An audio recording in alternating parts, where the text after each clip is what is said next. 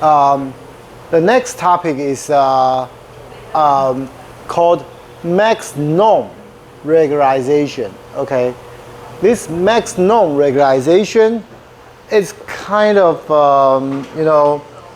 remember we talked about gradient clipping. Remember we talked about gradient clipping. So in some sense, it's similar to gradient clipping. Okay, conceptual-wise. Okay, conceptual-wise. Okay, so so for each neuron, it constrains the weights.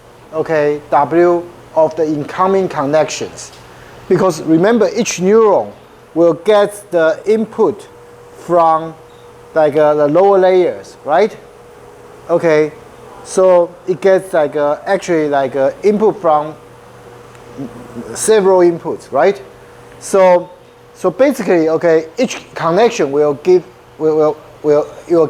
one input. So you will compute the L2 norm of that from the incoming connections, okay? And you know what is L2 norm? Basically, just say you get W1, W2, W3, Wn. So basically just W1 squared plus W2 squared plus W3 squared plus blah, blah, blah, plus Wn squared. And then square root. That's it. Okay? It's just kind of like you are calculating the distance. Remember? Square, sum of the square, and then square, and the square root. That's it. Okay? That's called L2. Okay, L2 norm. So we want to make sure this L2 norm is smaller or equal to a given hyperparameter R. Okay, so if it's smaller or equal to R, then nothing needs to be done. But if it's greater than R, then we will have to, do this clipping. Okay, clipping. So the W is going to be original W times this. Okay? So basically, that's it. That's it. Very, very simple. So this kind of, remember, this kind of look like, remember in a gradient clipping, we do a gradient clipping something like this too, right? So this is like, that's why I told you this is kind of like a gradient clip. But of course, gradient clip is to do this on gradient. But this one we are doing this on the input weight. So that's the only difference. Okay. But for this R, as I said, this is a hyperparameter. Reducing this R will increase the amount of regularization and help reduce overfitting. So as for what value of R to use, okay, you can tune it to get a better performance. But at the same time, max norm regularization also help alleviate the vanishing exploding gradient problems. Okay, even though this is not the gradient, but it also indirectly help you to fight with vanishing exploding gradient problems. Okay. So, but of course, if you are using batch normalization, normally batch normalization already take care of vanishing exploding gradient problem. But if you are not using batch normalization, then max norm regularization help you with the vanishing exploding gradient problem. Okay. So to implement this is also very simple. Okay, when you create a layer, just provide a kernel constraint. Okay, you just specify keras constraints max norm and provide that R value. Okay, in this example, it's R value is 1. Okay, so after each training iteration, the model fit method will call the object returned by max norm, pass it the layer's weight, and getting rescaled weight in return. Okay, so this is done in this manner. Okay, so which replace the layers weight. So you can also define your own custom constraint function if necessary, and use it as a as a kernel constraint. So you can also constrain the bias term by setting the bias constraint argument. Okay, but of course, this is different from max norm regularization. Just want to tell you, okay, you can do all this.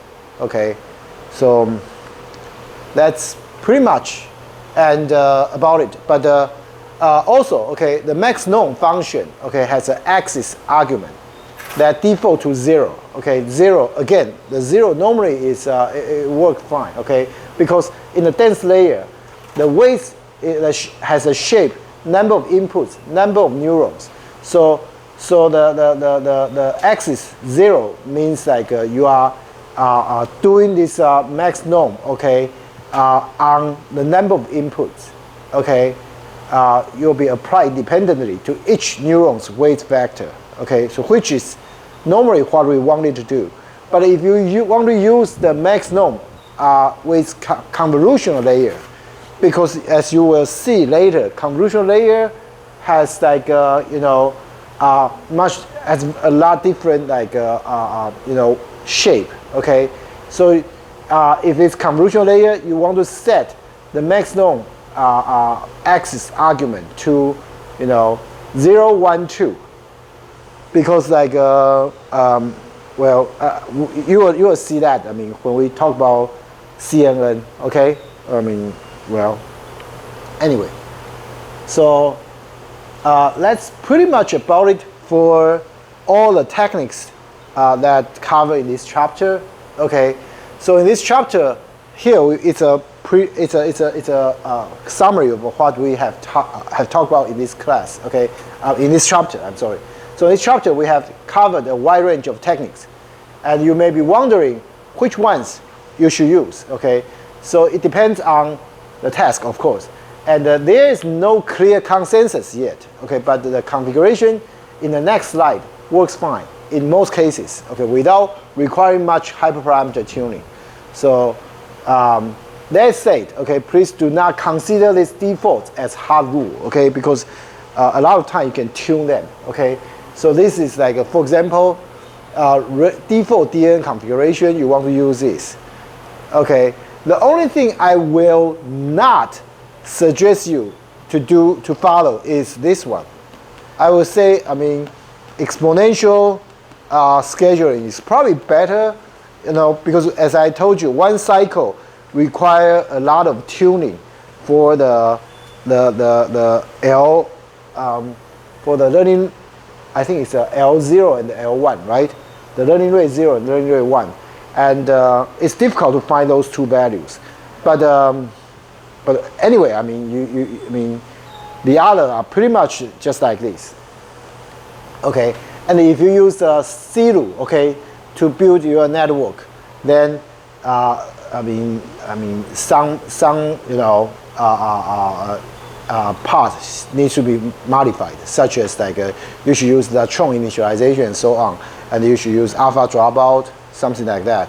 Okay, so okay, don't forget to normalize the input. Okay, because well, especially this is especially true if you are using the normalization, the CLU. If you are using CLU, you should also try to reuse part of the pre-trained neural network if you can find one that solves the similar problem, or use unsupervised pre-training if you have a lot of unlabeled data.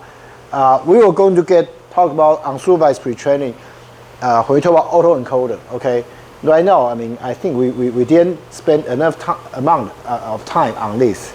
Okay, or use pre-training on auxiliary task if you have a lot of labeled data for a similar task. Yeah, I think we talked about the first one and second one, but the third one, but not the second one. But for the second one, we were going to talk about that when we talk about autoencoder. Okay. So if you need a sparse model, you can use L1 regularization and clip the tiny weights. Okay, and if you need even sparser model, you can use TensorFlow MOT. Okay, model optimization toolkit. Okay, so this will break self-normalization. So you should use the default configuration in this case. Okay, you should not use CLU. Okay, so If you need a low latency model, then okay, you may want to use fewer layer, fold the batch normalization layer into the previous layer. We talked about this. I mean, if you can just check it out if you forget, okay? And possibly use a faster activation function such as leaky ReLU or ReLU, okay? Having a sparse model will also help, okay? I mean, at last, if you may want to reduce the float precision from 32-bit to 16 or even 8 bits, okay? We are going to talk about this in more detail in CNN chapter because for DNN normally like we don't we normally don't do flow precision reduction, okay, and also like we can use TFMOT, okay, if you want to want a low latency model, you want to prune it, okay. So if you are building a risk-sensitive application or inference latency is not very important in your application, then you can use MC dropout to boost the performance and get more reliable probability estimate along with uncertainty estimates. So that's pretty much about it. So with this guideline, you are now ready to train very deep neural network.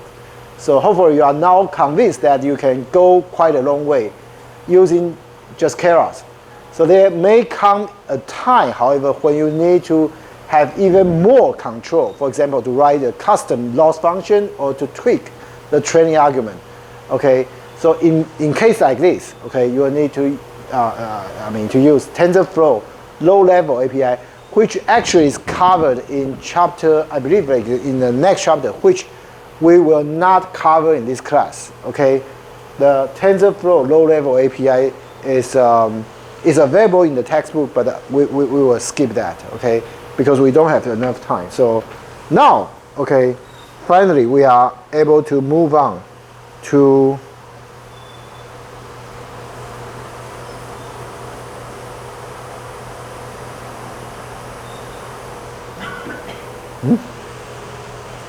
what happens?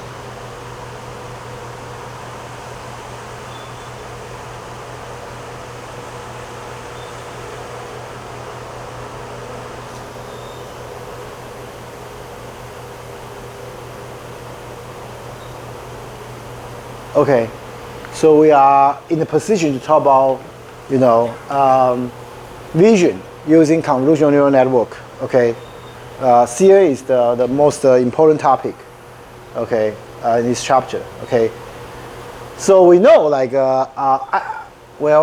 actually I don't know. You guys are probably maybe too young for that. Okay, back in 1996. The Deep Blue already beat the chess world champion, Garry Kasparov. Okay, now for you guys, probably you heard this Garry Kasparov like recently because he comments a lot on like the war in Ukraine. Okay, he's from Russia. Okay, after he won like a chess world champion. Okay, several times. And he want to pursue like a political career, okay? But when Putin was there, okay, and you want to pursue political career, it's probably not a good idea, right? So he was like expelled to the Europe countries, okay? I think he is still. Maybe I forgot he's in American or U.S. or like or other European country. But anyway, okay, he was a very famous chess world champion. Okay, back to 1990s. Okay, and at that time, okay, IBM Deep Blue, okay, is able to beat him, okay, convincingly, okay. At that time it was a very, very big news, okay. But of course, this is also marked a triumph of, you can say it's AI, but to be honest, like at that time, okay, they don't use neural network that much. what they use is like like the game tree. If you have taken like a data structure, you can use alpha pruning, beta pruning when you generate a game tree. No? You guys, have you taken data structure? You do, right? Okay. I mean, you can go back to check it out, like alpha pruning, beta pruning. Okay. At that time, they use a lot of like this type of like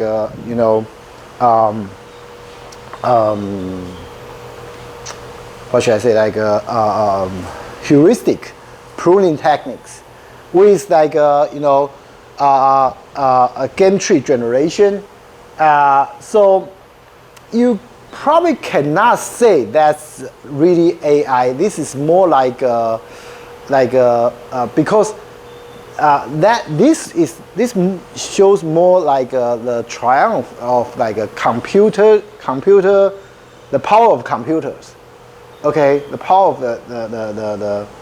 the deep blue computer. Okay, I mean because at that time, because you see the chess, like there's only like a limited number of steps you can take for chess, right? So the number of branch maybe it's 20, 30, but it's not too many. Okay, but when it comes to Go, that's different story. The Go, like the whole board is 361, right? And you have too many ways to play it. You have hundreds of ways to play one hand. So the scale is totally different. Okay, but anyway, back to 1990s. This was a very big news. Okay, so it was. I think most of you haven't born at that time, right? Yeah, most of you are not born. I mean, in 1996.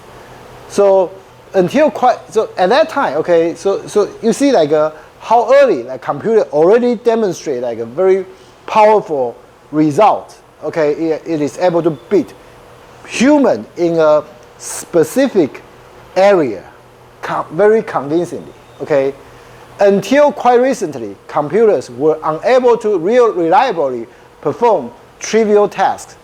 I mean, such as detecting puppy in a picture or recognizing spoken words. Of course, now, with the help of AI, we are able to do all this.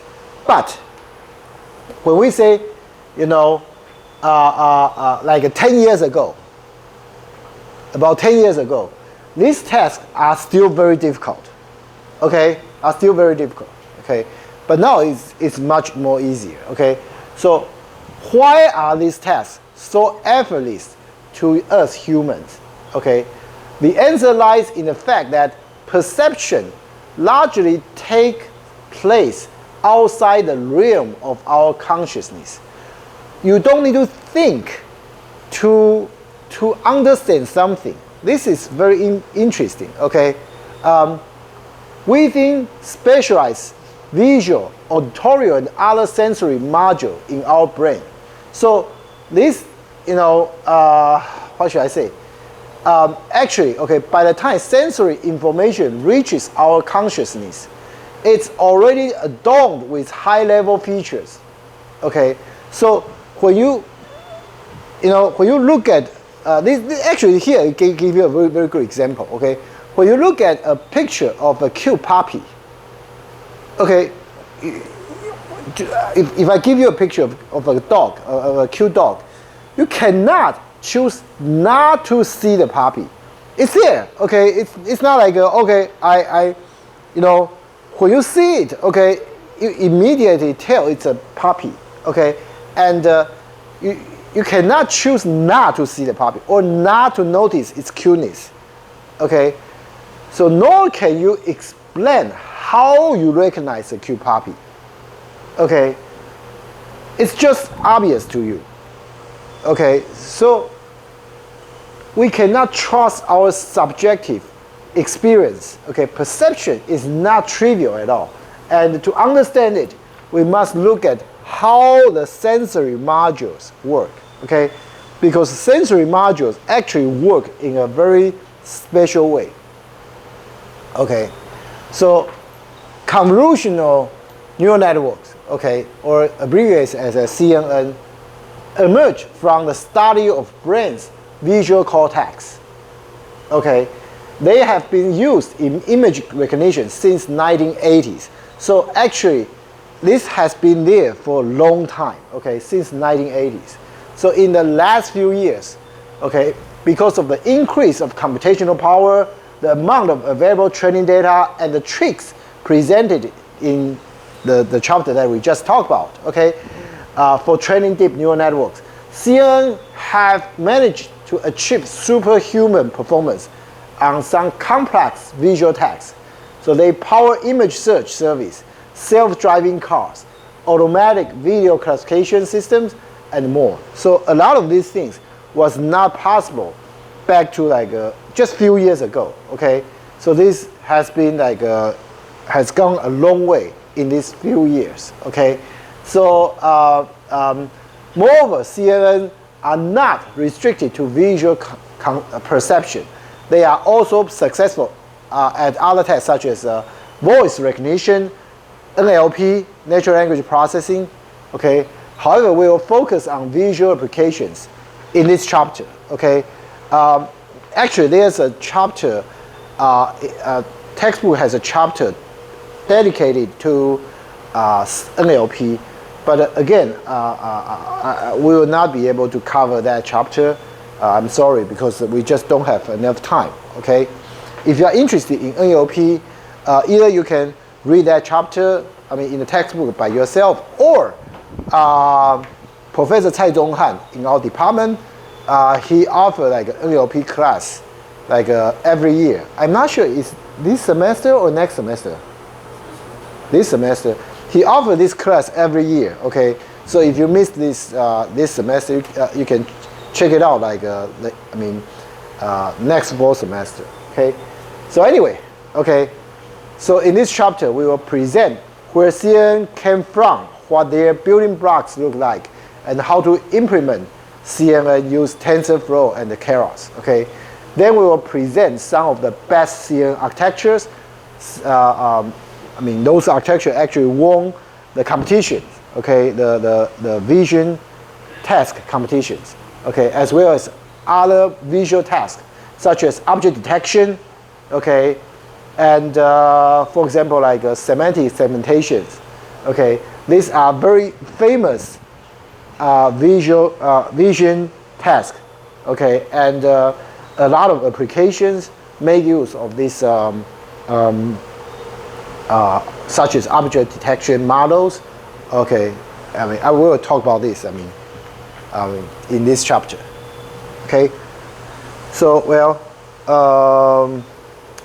let me finish this, this slide, and then we take a break, okay? So first, okay, so who investigate the visual cortex? First, it's actually like these two guys, David Huber and Torsten Wiesel, okay? These two people, they performed a series of experiments on cats in 1958 and 1959, okay? And a few years later on monkeys, okay? To be honest, their experiments are very bloody, okay? Very bloody, okay? So they found critical insight on the structure of the visual cortex, okay? Because of their finding, okay, these two people actually received the Nobel Prize in medicine in 1981 for their physiology, okay, work, okay? So basically what they did is like this, okay? They let, for example, the cat look at a picture with a very special pattern and then kill it, okay? Because, of course, not kill it for, for no reason. They kill it in order to see which neuron in the visual cortex gets stimulus. Okay, so basically through this series of experiments, obviously they kill a lot of cats and the monkeys, but of course, I mean, at the end they are able to understand how this visual cortex works. Okay. Yeah, I mean, so in particular, okay, the finding, okay, the important finding is as follows. They show that many neurons in the visual cortex have a small local receptive field. So it's like this, okay. Each visual neuron is in charge only for a small area. Okay, so this is the first important finding. Okay, so meaning they react only to visual stimuli located in a limited region of the visual field. Okay, and also, okay, the receptive fields of different neurons may overlap, and together they tilt the whole visual field. Okay, so this is the first finding. So each neuron only look at a small area. I mean, different areas may overlap, but together they will, cover the whole area. I'm not sure. I mean, because for me, okay, you may easily find that I have problem with my vision, right? Okay, my left eye especially, okay, is not very good, okay, because I have a terrible glaucoma. Do you know glaucoma? 青光眼. Okay, more than 90% of my visual neuron already died. Okay, so when I see I mean, in my visual field, some visual field are, I mean, I cannot see very clearly. Okay, because as I say, some each neuron take care of a small field, but I mean, because I mean a lot of neurons in my eyes died already, so I was not able to see very well. But anyway, just want you to understand this. This is a very important finding actually. The second one, another one that is also very important. The author showed that some neurons react only to images of horizontal lines, while others react only to lines with different orientations. So your visual neuron actually will react to specialized feature. Okay, some focus on horizontal lines, some focus on vertical lines, some focus on lines with spatial orientation.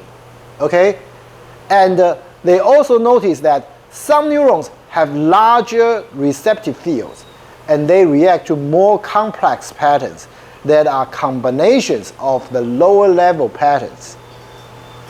Okay, what does this sentence mean? It means this neuron, okay, it actually is able to collect. Remember, each neuron only take care of a small region, right? So if this neuron is in charge of a larger region, it means this neuron actually gets input from smaller, the neurons, I mean, they're in charge of small regions. Together, okay, I mean, let me show you the picture. That's probably easier. So you can see, yeah, this is cat eye, okay? So that's why it's drawn like this, okay, obviously, okay? And you can see, okay, each neuron is in charge of very small region. And these regions overlaps, right? These regions have overlap. And also, you can see, this is the lower layer. For the higher layer, this one, okay, actually, okay, because it gets input from these two. So obviously, it also take care regions, I mean, the combination of these two. So this one take care of the larger region. So this one take care of even larger one. But the higher level, this when this if this neuron is at a higher level, it actually deal with a higher abstraction of the feature. Okay, so this is like reflects like what these two Nobel laureates found. Okay, from cats. Okay, that's why it's a cat eye. Okay, so this observation led to the idea that higher level neurons are based on the output of neighboring lower level neurons. Okay, this powerful architecture is able to detect all sorts of complex patterns in any area of the visual field. Okay, so this is biological visual cortex, how biological visual cortex works. Okay, so let's stop here and take 10 minutes break. When we come back, we will continue to talk about this. Okay.